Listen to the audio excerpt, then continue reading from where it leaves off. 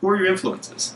Well, first and foremost, my biggest, or two influences actually, would be, sorry, my Chihuahua wants to say hi. Say hi. That's my Chihuahua. So, biggest influence would be Cesar Millan, one of the bigger influences. When I first started out training, I watched his DVDs, watched the first 5 seasons of his show 3 times, like over, read like three of his books, and had initially used his methods to great effect in the very beginning of my career. I stopped really using his approach. Like now, you'll find snippets of him, and you'll definitely see his influence on me when I talk and when I like teach certain things. However, I stopped using strictly his method because one, I mean, Caesar's been doing this for like over 20, I think he's like 25 years now, 25 years. So he's been doing it for a very long time. I myself been working with dogs for 10 years, and I studied him like relentlessly when I first started out.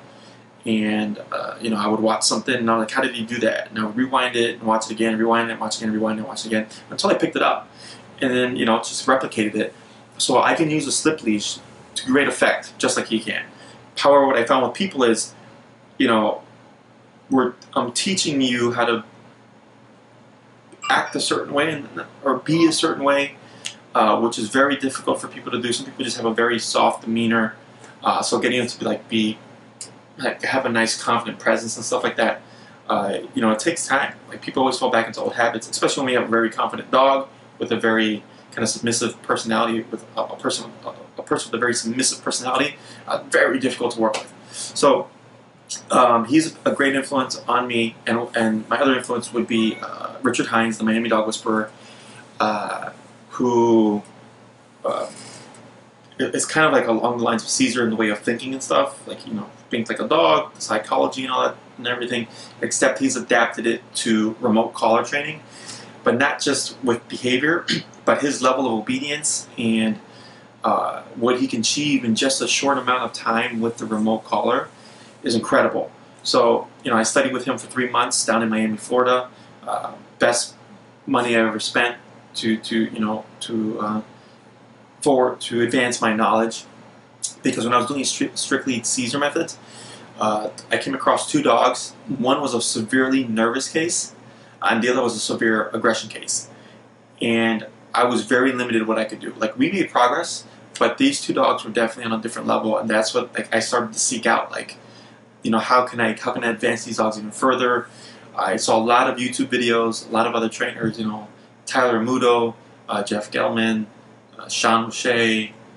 I think those are the top 3. Ian Dunbar, Sophia Yin, or a couple other ones. But they were they're a very small percentage in terms of influence on me, as opposed to Cesar Millan and Richard Hines. So then, as I started to seek out more answers, I came across Richard, and I was like, I watched all his videos.